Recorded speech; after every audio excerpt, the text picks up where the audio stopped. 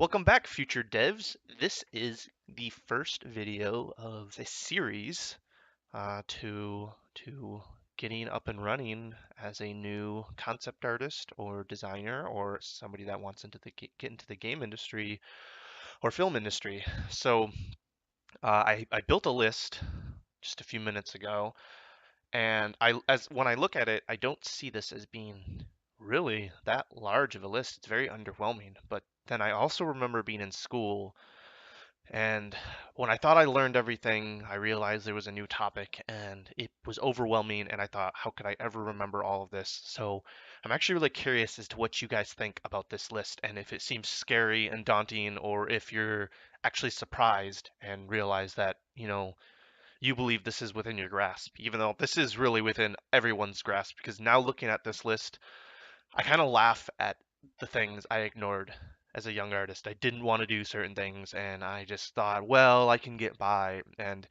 this is absolutely the core essentials. So I'm going to zoom out so you can see. Actually, I'll scroll down and then I'll zoom out so we can look at the whole thing.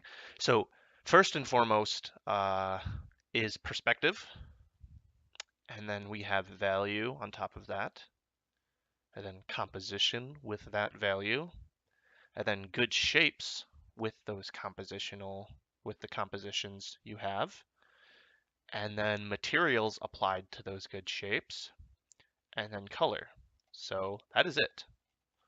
The entire list, if you want to be an ultra super pro in any industry with art, if you mastered all of these, and I'll tell you, a lot of pros in the industry don't have all of these mastered.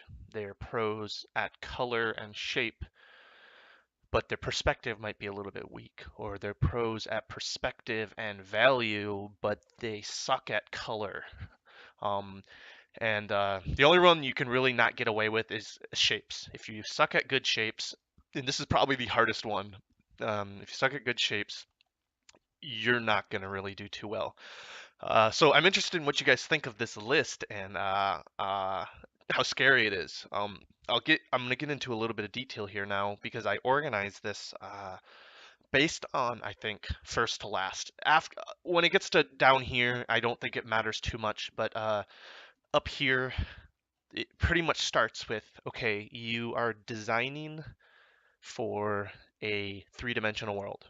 We are not graphic designers, we are concept artists, we are world builders, we are character creators.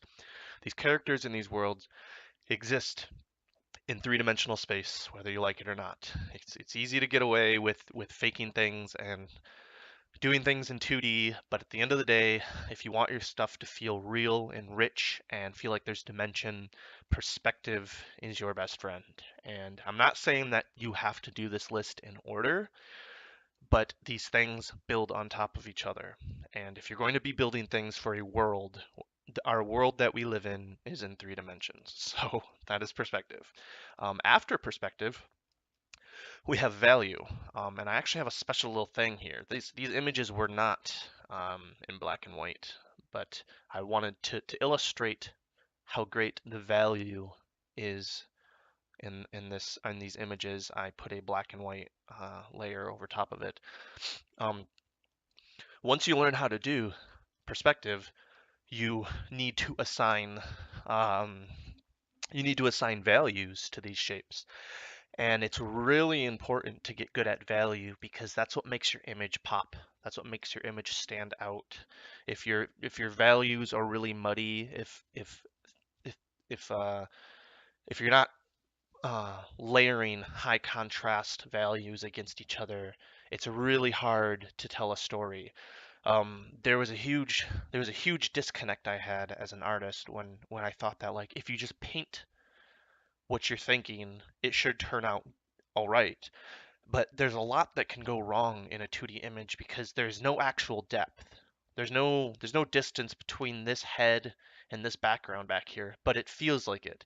And that is because layering of values creates this space, this distance between this. You can tell this guy's way up front and this background's way further back. But if you look at this actual line, this is literally a gray value butted directly up against a dark value. There is no space here. So learning values, learning how to control space in between really creates striking images. It also helps lead the eye. It creates points of interest when you create high contrast versus areas that are muddy and in between. So I'll get into that in a video. Next, we have composition, and I think composition feeds, as you can tell, feeds really great off value. Composition is what happens when you take the the most stark values and you use those to tell a story. And what I mean by that is you can create tension, you can create pinching, you can create flow of eye, you can create narrative, you can create, this looks like these people have been walking on a long road.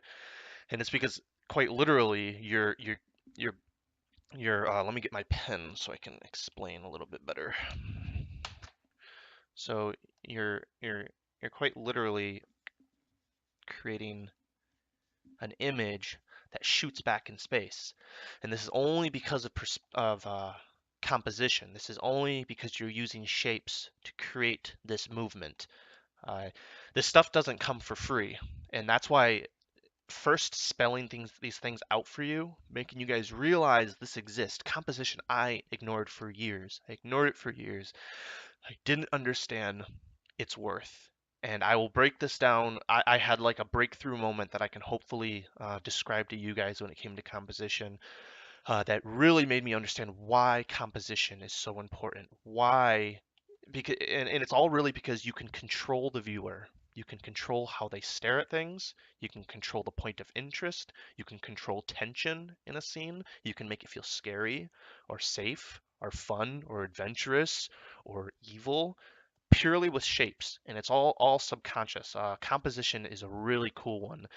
Um, Moving on from composition, like I said before, you're going to have all these shapes building your composition.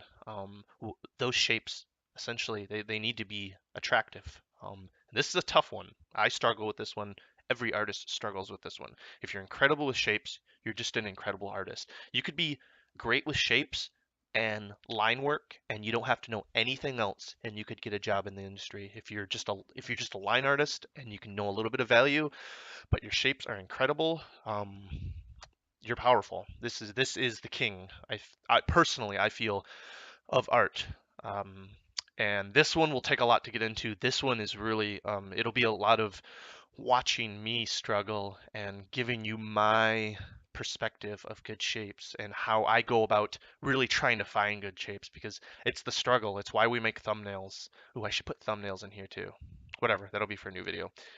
Um, and then next on top of that, this is great because like you see here, we got rocks, right? So um, every living thing in this world, every non-living thing in this world, everything you can look at has a material property to it.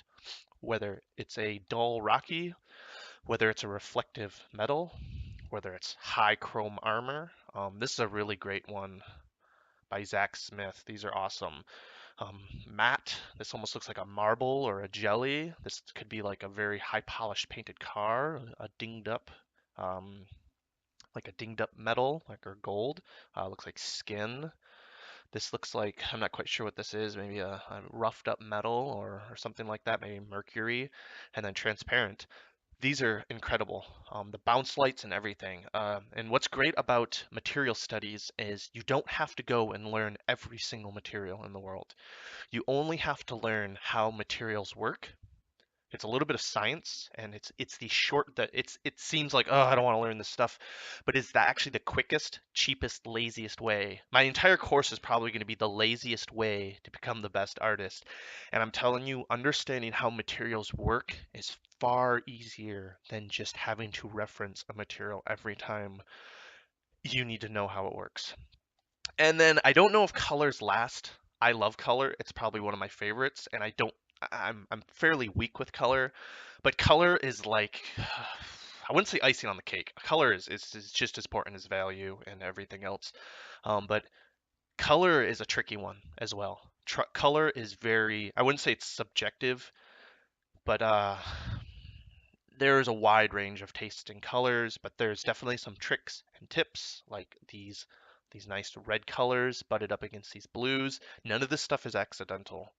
All of this stuff is very intentional, and there's rules and tricks to everything, and everything has been shared on the internet, and I'm going to try and essentially consolidate all of this information into a nice package for you guys. So yeah, in the next video, I guess we'll be covering perspective. I'm going to go over what I'll probably end up doing is I'll cover the basics in perspective, and then I will link you guys to some industry professionals that really dive in deep. They're the kind of the crazy people of each of these sections, and that's really what I want for you guys. I'm not a pro at everything. I really struggle as an artist, just like most do.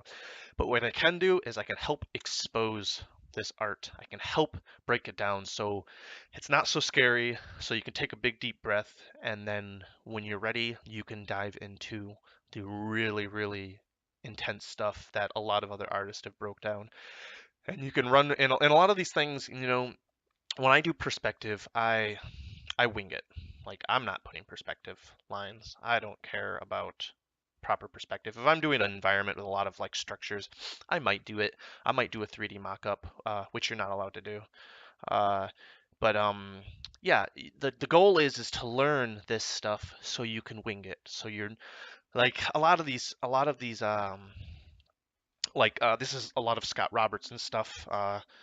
A lot of these things are very, very methodical and borderlining like hyper anal, and this stuff can scare a lot of you off, and it seems really uninteresting and can get really boring. Some people love it, a lot of people kind of dread perspective, but the point is to get good enough so that you can wing it and that you can kind of just let it go. And if you need to like be a little bit tighter on your perspective, you have rules you can fall back on.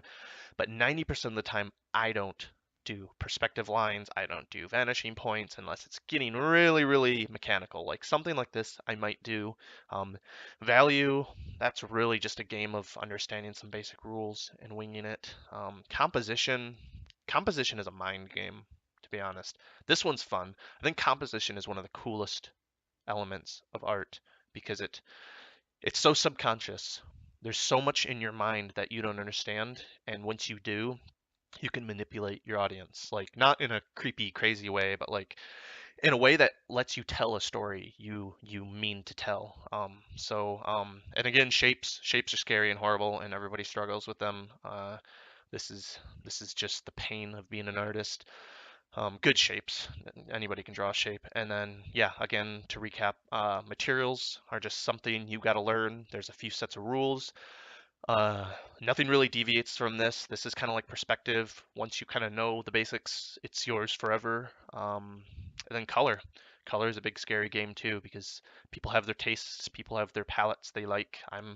I really love blues and purples. I mean, as you can see, the ones I picked are I love my cool palettes. Warm colors have always just kind of annoyed me. Um, so yeah, if this sounds like something exciting for you guys, I'm gonna be drilling through these things, starting from square one. So yeah, I hope to see you guys in the next video. Let me know what you guys think of this list. If this is totally terrifying, or if this is kind of a big breath of fresh air that this is all you have to conquer to be the world's best concept artist ever. So all right, guys, I'll see you in the next video. Take care. Bye.